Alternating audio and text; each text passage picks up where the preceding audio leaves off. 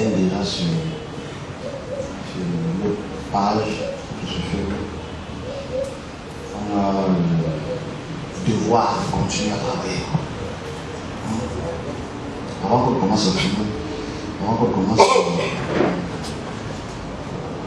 émettre nos propos, on nous dit qu'on a le devoir de continuer à travailler. Le devoir de continuer à travailler. Je vais expliquer d'autres petites choses qui n'éveilleront pas la quasi-totalité, mais qui pourraient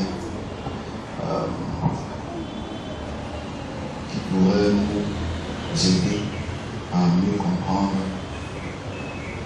de voir ce qui est un peu compliqué. Ok. On est dans la continuité de la géopolitique spirituelle des technologies. Et je veux qu'on conclue sur la biotech. Et on introduit, après la biotechnologie, des sujets qui sont liés à l'astrologie, l'astronomie et l'astrophysique. On va se comprendre, c'est très important. Et je souhaite garder cette citation jusqu'à modification. Je vais le répéter tout au long de cette journée si qu'on puisse avoir une autre expression sur la même phase. Alors, ici qu'on parle de biologie ou biotechnologie, technologie biologique, je ne veux pas faire une historicité, même si je pense que le petit bouquin, je n'ai pas voulu rendre la langue très épaisse parce que trop d'informations peuvent tuer l'information. J'ai mis juste des petites choses pour qu'on puisse quand même comprendre ce que c'est, les avancées technologiques et tout ce qui va avec. Mais dans mon historicité que je vais exprimer aujourd'hui, je souhaite ceux qui ont écouté de m'excuser parce qu'il faut expliquer. Vous savez, on a grandi dans le colonialisme religieux. Je commence par là. Vous savez, je ne suis pas en train de faire une invective sur cette puissance, mais je veux passer par là. On a commencé par un colonialisme religieux qui nous a appris que Dieu créa le ciel et la terre, le ciel ici et la terre, et de la poussière, il a créé l'homme. On ne sait pas comment Adam et Ève ont pu faire seulement les hommes, mais les hommes sont mariés avec les femmes et ils ont beaucoup d'enfants. On a accepté cette chronologie historique pour laquelle les apologétiques veulent toujours prouver que c'est vrai. On est sur la génétique, on est sur la biologie. Je veux qu'on puisse parler un peu avec les termes les plus simplistes possibles de la génétique, les gènes.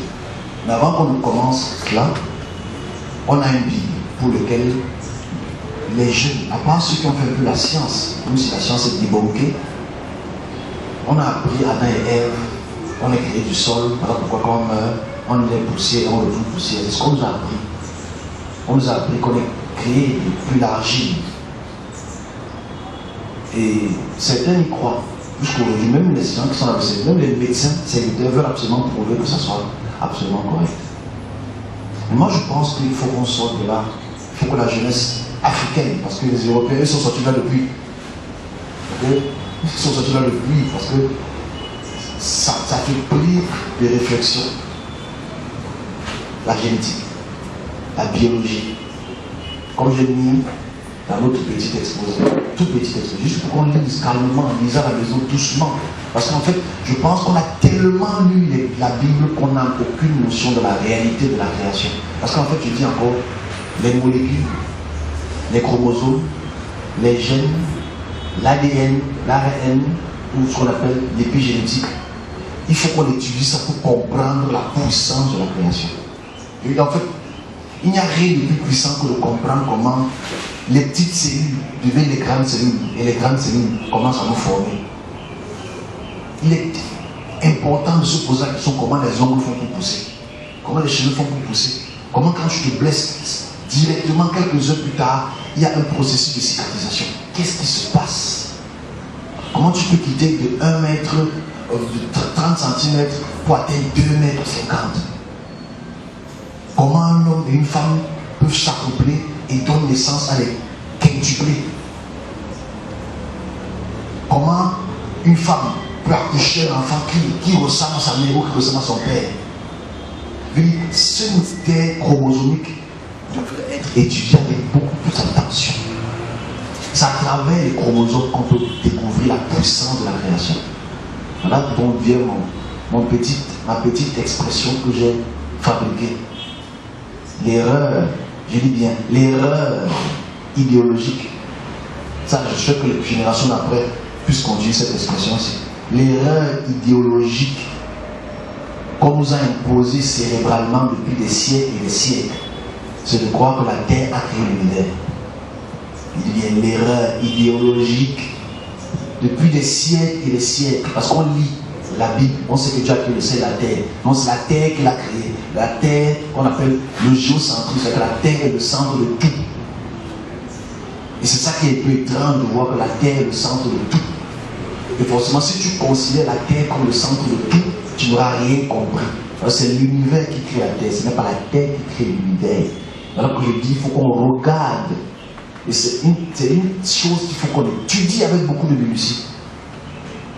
Parce qu'aujourd'hui, quand tu prends l'appel de lire les psaumes, quand tu prends l'appel de lire les écritures de Moïse, c'est un concentré idéologique de la terre. Je reviendrai dessus dans la deuxième partie de votre explication. Nous sommes des humains. Les plantes sont enfin, le côté botanique des plantes, nous sommes tous unis par ce qu'on appelle les cellules. On a des milliards de cellules en nous. Milliards de cellules. Elles se multiplient par la mitose. Et jusqu'au XVIIe, XVIIIe siècle, on ne comprenait pas comment les cellules font pour se propager ou pour se multiplier. On étudiait cela depuis la Grèce antique, mais on ne comprenait pas la prolifération, la multiplication cellulaire.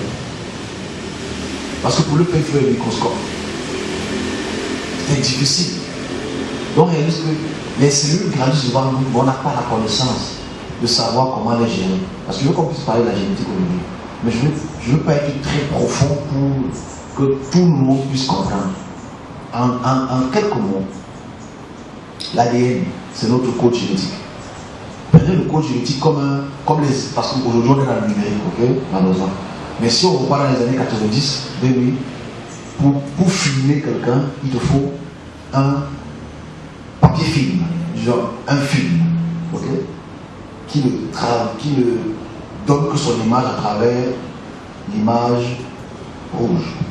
Et quand on te filme, on te prend une photo. Non pas laver la photo. Quand il n'était pas encore numérique, il y avait un film.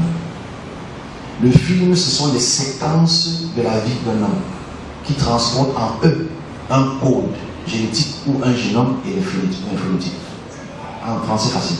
C'est ta caractéristique de ce que tu es et ce que tu seras.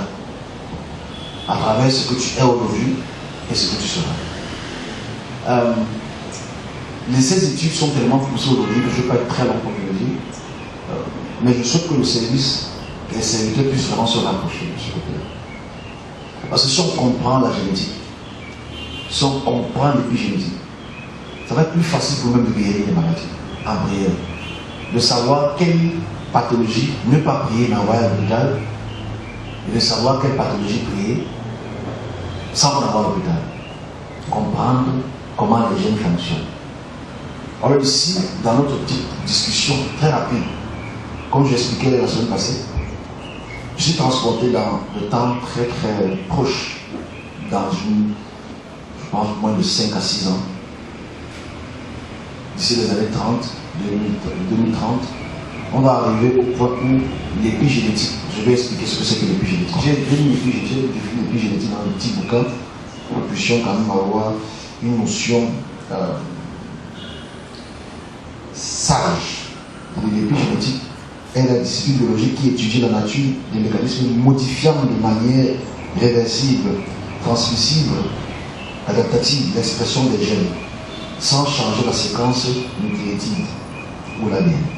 C'est ce qu'on appelle l'épigénétique. Je vais expliquer, c'est très intéressant. Franchement, c'est très intéressant pour voir à quel point, parce qu'on m'a posé beaucoup de questions cette semaine, par rapport à les dangers. Moi, je parle des dangers, on regarder le bienfait de l'épigénétique, pas le danger. Donc, dans cette expression visuelle, il y a des chercheuses ou des chercheurs européens spécifiquement, italiens, qui vont naturellement exploser cette découverte et amener l'épigénétique à un autre niveau pour ce qu'on appelle la régénération chromosomique. C'est-à-dire en fait pour régénérer les gènes et pour étirer encore la longévité de la vie de l'homme. Comme je l'ai dit, dans cette expression visuelle, quand j'étais encore assez naïf, dans cette vidéo, pour ceux qui vont écouter, je voyais les choses dans le côté négatif. Quand l'ange disait que ça ferait 40 ans, moi j'interprète cela en disant que Dieu est fâché contre ça, alors que ça ferait 40 ans. Non, c'est absolument incompris, ce n'est pas ce qui s'est passé. C'est moi qui interprète mal.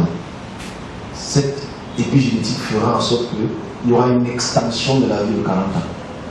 C'est la base. Une prolongation de la vie.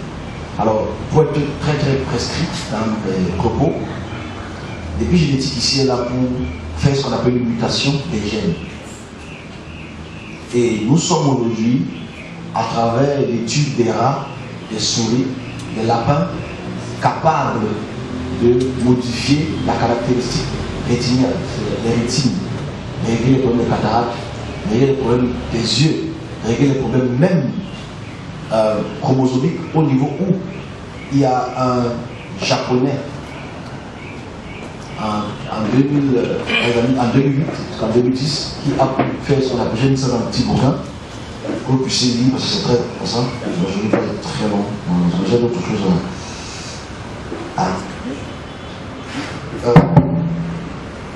il a transformé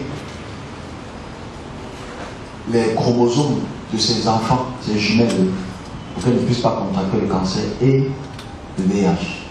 Ça a été sanctionné, en fait.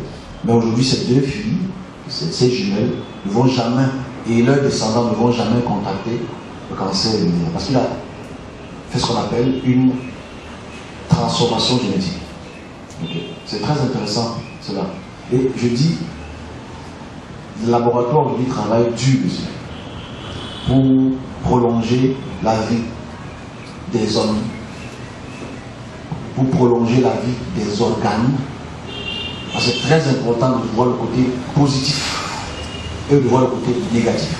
Parce que moi, je veux parler de choses positives. Vous savez, le cosmos dans lequel nous sommes aujourd'hui, la population du monde n'a jamais atteint ce niveau-ci.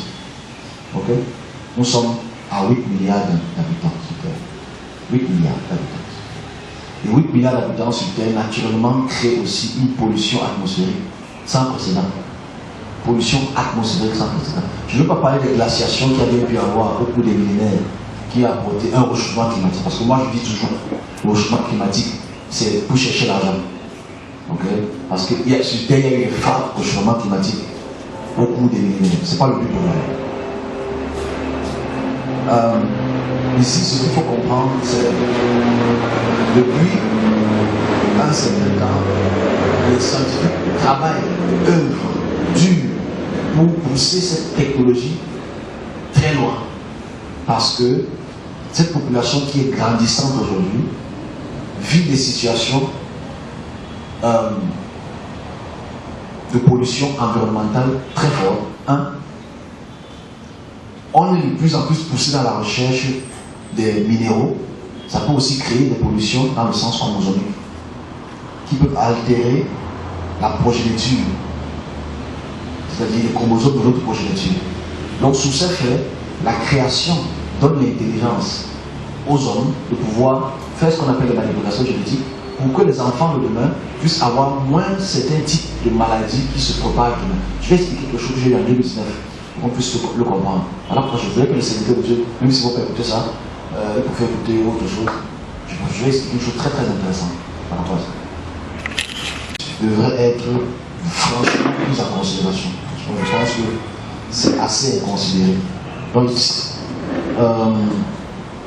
ici, ce on a écouté ici, c'est dans cette logique expansionniste de la population du monde, les maladies vont de plus en plus être génétiques. C'est-à-dire, tu vas épouser peut-être une japonaise. rien contre les Japonaises, ok? Qui a une population qui a peut-être grandi à côté de Hiroshima. Ils ont, dans leur corps, dans leur sang, dans leur gène, dans leur chromosome, reçu l'uranium 237. Et cette réception d'uranium 237 se transmet de gène en gène. Donc les enfants de la population d'Hiroshima vont transmettre les gènes de cette forme de maladie, de déformation faciale. Ok? Donc aujourd'hui, pour régler ce problème, il faut changer de film chromosomique. Ok? Parce qu'il faut savoir, quand on implante un chromosome, quand on implante ce virus, parce que c'est vraiment un ARN, dans la chaîne, ok? Dans l'hélice de l'ADN, par mitose, ça grandit. Je vais expliquer ça, c'est très intéressant. Il faut demander l'intelligence que le Créateur donne aux hommes. C'est vrai que c'est mal interprété pour les biblistes parce qu'ils se prennent pour Dieu. Ils ne se prennent pas pour Dieu, ils se prennent pour les auxiliaires de la création. Mais chacun son rôle. Et je vais prendre un exemple. Les enfants au Congo, pour lesquels ils travaillent toujours dans les mines, qu'est-ce qu'ils ingèrent comme métaux dans leur corps? Le plomb. Qu'est-ce qu'ils ingèrent dans leur corps qui peuvent se transmettre de génération en génération, qui font en sorte qu'ils n'atteignent pas un certain âge? Parce que quand il y a des ordres moléculaires, c'est les cancers. En français facile. Okay? Et forcément, il y a une prolifération des cancers très très puissants aujourd'hui à cause de ce que nous ingérons comme poteau, à cause de ce que nous ingérons comme ce qui nous entoure dans l'atmosphère. Et forcément, cette biotechnologie avec l'épigénétique réglera ces problèmes. Je dis à l'instant, si on parle, c'est parce que ça coûte encore assez cher. Les gens qui sont atteints de glaucome, les gens qui sont atteints de cession visuelle peuvent régler cela à travers cette épigénétique. Et ce qui est important ici à dire, c'est combien d'enfants peuvent être sauvés à travers cette épigénétique.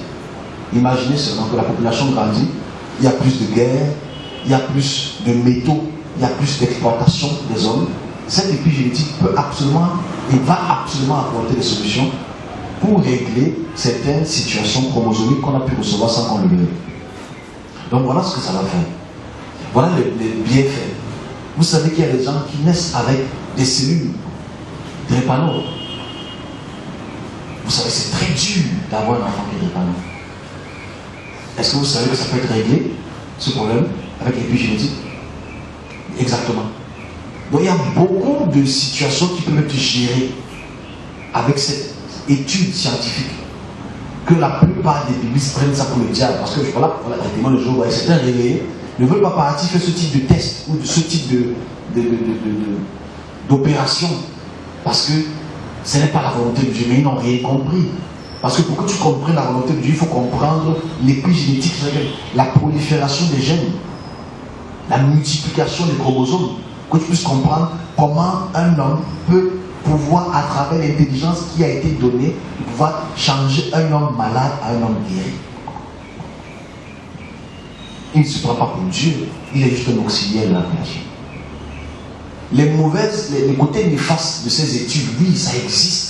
Parce qu'aujourd'hui, aujourd'hui, il y a des bébés pour lesquels on les a, par manipulation chromosomique, ils peuvent être des enfants parfaits, très intelligents, très grande taille, musclés, moins velus, sans gros mollets.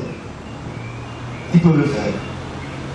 Oui, ça peut absolument déranger la population. Mais on oublie qu'il y a quand même des génies. Il y a des enfants qui naissent en étant des génies. Ça ne va jamais changer lors de la création. Parce que je dis toujours une chose. Chaque découverte depuis les millénaires apporte toujours des incongruités, apporte toujours des problèmes, apporte toujours des incompréhensions. Mais ça n'enlève pas que l'humanité continue à grandir. Ok? Dans chaque millénaire, depuis des millénaires, il y a des découvertes qui apportent l'évolution de la compréhension des choses. Vous savez, j'ai expliqué il y a quelques jours, repartons il y a 7000 ans. Il y a 7000 ans, la première technologie, comme j'ai expliqué dans notre premier ouvrage, c'était la technologie de l'écriture. Tu imagines, les gens ne savaient pas lire avant. Mais alors si on voit il y a 6 000 ans, là, ne savent pas lire. 6 000 ans. Les écritures d'alphabet égyptien et l'alphabet sumérien sont en train d'être créés. Tu imagines les gens qui découvrent la lecture comme une nouvelle science. Les gens qui disent, on fait quand même la lecture. Bon, aujourd'hui, la lecture, je ne peux pas éviter la lecture. Ok? Comme je dis aussi, la première technologie mésopotamienne, c'est les tablettes en argile. Et de fur et à mesure des siècles, les technologies évoluent en fait. Les mathématiques évoluent, la façon de construire les constructions évolue. Mais ces évolutions apportent toujours des incompréhensions, mais après, la nature s'adapte. Vous savez, la nature est appelée à s'adapter. On ne le veut pas, la nature est appelée à s'adapter. Revenons sur le côté chromosomique, l'ADN et l'ARN, le chromosome, génome et phénotype, comme on l'expliquait tout à l'heure. Ici, dans cette découverte pour laquelle on est depuis des années, ça fait peut-être 90 ans que nous sommes dedans, mais ça fait vraiment 30 ans que la science a pris une explosion dans ce sens-là. Le problème ici, c'est le côté néfaste. Comme je l'ai dit, le bon côté, le côté positif, il est visible. Ça va régler plein de problèmes génétiques pour lesquels nous avons hérité sans qu'on ne le veuille. Il y a combien de personnes ici qui ont hérité spirituellement ou physiquement de quelque chose sans qu'ils ne le veuillent? Maman, papa, X, Y, avec les grands-parents, ont peut-être eu une relation avec un peuple qui a un type de maladie. Et forcément, aujourd'hui, tout a la même maladie, peut-être 2 générations plus tard. Ces problèmes peuvent être réglés à travers ce système de manipulation des gènes. Donc c'est le bon côté. Le mauvais côté, comme je l'ai écrit dans le petit bouquin à résumé, parce que je ne vais pas trop parler là-bas, parce que je vais écrire des livres dessus, il ne faut pas que je vous dise. C'est le fait que les hommes vont utiliser cette technologie naturellement pour assévir le monde. Ça, c'est un fait, comme toute autre technologie qui est découverte. Et aujourd'hui, comme je le dis, il faudrait que la nation camerounaise et les Africains, je sais qu'ils sont dedans, mais qu'on puisse un peu plus mettre l'accent dessus pour régler nos propres problèmes, parce que nous avons nos problèmes. On n'a pas les mêmes problèmes que les Européens. Les Européens font plus de recherches dans le centre de cancer et les Alzheimer. Nous, on n'a pas beaucoup cela ici en Afrique. On a d'autres formes de maladies qu'il faut expliquer. Donc, oui, ils vont vouloir faire des hommes robots. Parce qu'en fait, on va pousser ça très loin. L'épigénétique va être poussée très loin de faire ce qu'on appelle l'alliage entre les hommes et les métaux. Ça, Elon Musk le propose déjà à travers des puces qu'il mettra au niveau des cerveaux, okay, pour régler le problème d'Alzheimer. Mais ça va pousser ça un peu plus loin. Parce que j'y étais à une période, c'était en juin, mai, je crois le 23 mai 2019, où je transportais dans un futur assez lointain, pour lequel les hommes étaient dans cette fusion avec les machines, pas totale, elle était partielle. Le corps humain est encore assez visible, mais la machine l'entoure, c'est une fusion. Moi, je voulais sortir de cette expression visuelle parce que la pression du métal était très forte sur moi. Je revenais dessus un jour. Il faut expliquer la totalité, parce que c'est une expression visuelle que j'ai à 2 reprises. Donc ici, on va arriver à ce niveau donc, de mouvement. Et on ne peut pas lutter contre ça. On lui dit en fait, lutter contre ça ne sert à rien parce que tu peux lutter contre l'évolution. Je dis bien sûr, on remonte encore il y a 30 ans, les gens devaient insulter les Européens qui avaient les téléphones ou les agences militaires qui avaient la meilleure technologie téléphonique. Aujourd'hui, tout le monde a un téléphone. Vous savez qu'il y a 30, 40 ans, ce n'est que les militaires qui avaient le système téléphonique le plus avancé. Aujourd'hui, tout le monde a un téléphone jusqu'au village. Et le plus important, c'est d'accepter l'évolution, mais de combattre les dérives. Donc, je pense qu'aujourd'hui, il y a, à travers l'ONU, des chartes qui ont été, j'ai parlé un peu de ça, des chartes qui ont été déposées contre ces dérives génétiques. Parce que ça va arriver. Mais il faudrait que les services préparent les hommes et la nation et la population à cela. Si on ne prépare pas ça, on va communiquer, c'est la fin du monde, c'est l'apocalypse, etc. Alors ça n'a rien à voir avec ça. C'est juste une évolution génétique pour laquelle il faut qu'on comprenne. Je reviendrai sur la génétique dans mes deuxièmes propos. Parce que j'ai d'autres choses à dire. Comme je n'ai pas trop de temps, on n'a pas trop de. Il y a certaines petites choses à dire aujourd'hui qui sont assez importantes. Après, on aura fini très vite. Deuxième chose qu'il faut comprendre dans le côté épigénétique, c'est comment est-ce que le côté spirituel use de cela. C'est ça. Donc, je voudrais vraiment un peu m'appesantir, mais je ne pense pas que ça va être compris par tout le monde. Toujours en 2019, on est le 13 août 2019, je suis transporté en Afrique de l'Est. On me transporte au Zimbabwe. Parce que ça, c'est très intéressant pour l'épigénétique ou la génétique et comment est-ce que les esprits font pour les manipulations pour transformer les codes génétiques et créer des maladies. Parce que ça, c'est un domaine pour lequel la science ne peut pas observer. Parce que l'épigénétique peut actuellement apporter des solutions dans le sens de la vie. Des gènes qui ont été détruits ou bien qui ont muté pour apporter des maladies, etc. Mais je vais entrer dans un domaine pour lequel il faudrait que la science aussi n'oublie pas ces réalités spirituelles, que certaines parties du monde vivent. Bon, je suis transporté au Zimbabwe en 2019, c'était le 13 août, et je suis transporté en hauteur du Zimbabwe, et je vois des maladies qui sont diffusées par des puissances spirituelles. Je l'ai expliqué, je l'ai répété encore en 2000, quand il y avait la variole du singe. Je vois des enfants qui souffrent des bonbons, c'est-à-dire des brûlures, des éruptions cutanées sur leur corps, à travers leur corps. Cette population souffrait. Et lorsqu'il parlait derrière, il expliquait le fait que cette maladie est causée par les esprits. Il faut prier pour cela. J'insiste sur le mot prier pour cela. Et ça se propageait dans les pays autour. Ça, je l'ai expliqué en 2019, je l'ai répété en 2020. Pour ceux qui connaissent ce qui s'est passé en 2021, la fièvre du dengue, ou ceux qui appellent ça européens, ceux des Européens qui appellent ça la fièvre du singe, c'était pas vraiment cela. Parce que je pense qu'on n'est pas encore au début là. Mais c'est une explication très intéressante pour laquelle il faudrait qu'on puisse s'appesantir un peu. Comment est-ce que les esprits font pour créer des maladies dans le corps des gens, créer des cancers,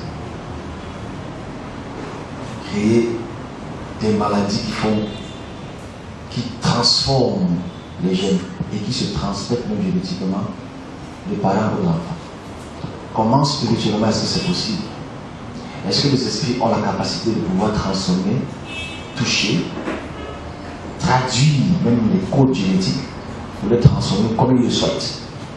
Parce que c'est là où la difficulté se pose, parce qu'on n'en parle pas assez. On veut tout rendre miraculeux en fait.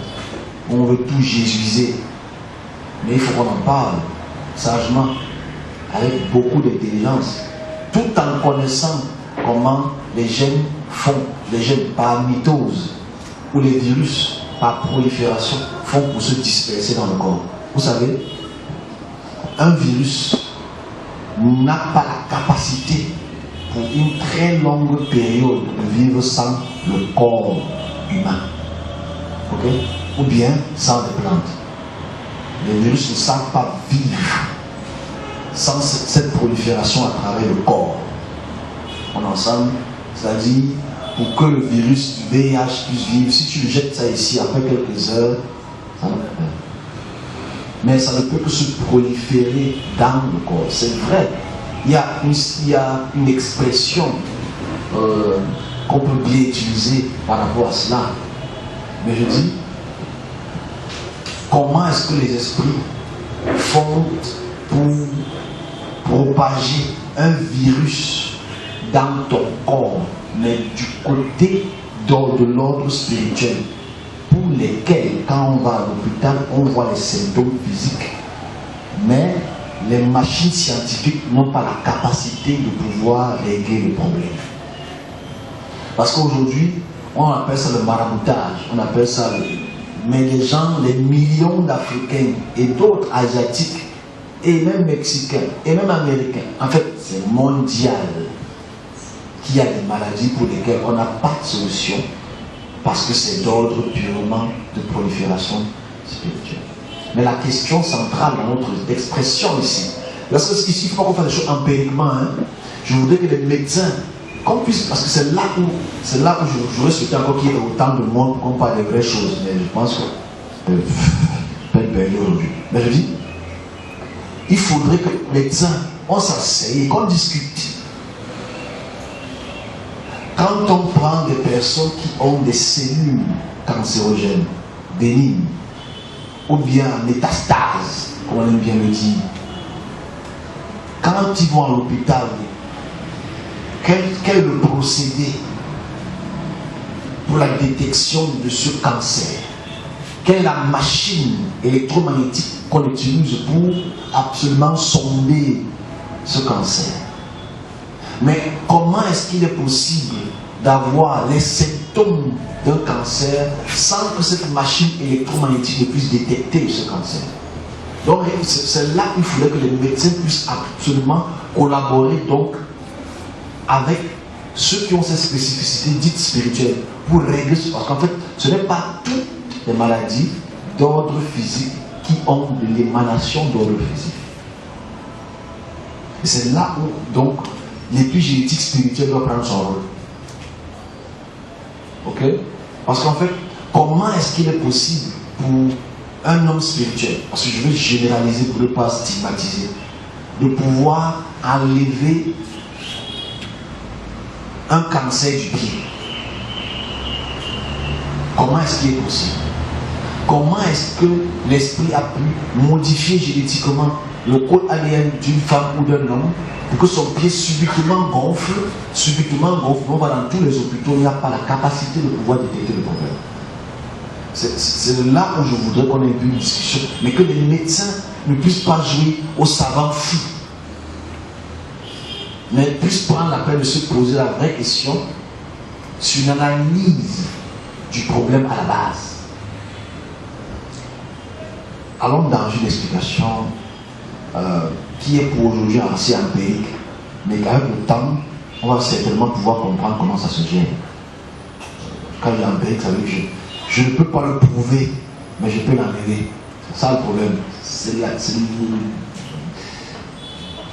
l'inconfort ici. C'est que je ne peux pas le prouver, mais je peux l'enlever. C'est-à-dire qu'en fait, la maladie est là, mais après quelque temps, la maladie part. C'est inexplicable scientifiquement, c'est normal, parce que la science, c'est des choses qu'on voit. Mais ça peut être explicable scientifiquement si on voit l'avant et l'après, et la méthode. Parce que la science, c'est quand même la méthode. Donc si on est dans cette forme-ci, hein, je clôture, pardon, je ne veux pas que ce soit très long, c'est déjà pour qu'on puisse comprendre la génétique, parce qu'on reviendra sur la génétique tout à l'heure, les génomes, les transformations génétiques, et aussi que spirituellement, les esprits ont la capacité spirituellement, mais avec les ustensiles physiques, de pouvoir affecter les génomes, pouvoir affecter l'ADN, pouvoir transformer les fœtus. Enfin, on ne le dit pas assez, parce que c'est un mystère pour les hôpitaux. C'est les cas qu'on ne veut pas en parler, on ne veut pas exprimer ce type de cas, parce que ça n'a pas de preuve, c'est empirique en fait. Mais il faudrait qu'on en parle. Les médecins et nous, les médecins et les serviteurs devraient s'asseoir et faire des discussions et des débats ouverts. Parce que la science n'appartient pas seulement aux médecins. Parce que les serviteurs de Dieu sont aussi des médecins dans leur rôle. On a peur d'en parler. Parce qu'en fait, On veut tout mettre sous le bagage de la science. Et la science, c'est Dieu. Hein? La science, c'est le créateur. Sans le créateur, il n'y a pas de science, parce que la science, c'est l'observation. Okay? Et le mécanisme des événements. Moi ici, quand on parle de l'épigénétique, comme je clôture, il faudrait que je regarde le temps. Mais je souhaite que d'ici quelques mois, on puisse faire une belle conférence sur la génétique, parce qu'il faut qu'on puisse comprendre. Je viendrai sur la génétique avec ce moment, parce que je vais expliquer la création à travers la génétique. Je vais expliquer la création à travers la génétique. C'est très intéressant. Et le danger, comme on l'a expliqué tout à l'heure, et les bienfaits, il faudrait que la population puisse se rapprocher de ça. Et il faudrait aussi que la population, surtout les médecins, l'ordre des médecins, ne puissent pas jouer au savant fou, comme je le dis encore, mais jouer au savant, à l'homme intelligent qui équilibre la pousser ses réflexions le plus loin possible. Pas parce qu'on est seulement africain, mais parce que le monde est matériel et immatériel. Et je clôture en disant que même les esprits ont les gènes. J'expliquerai ça dans notre prochaine discussion qu'on aura au moment venu. Ok.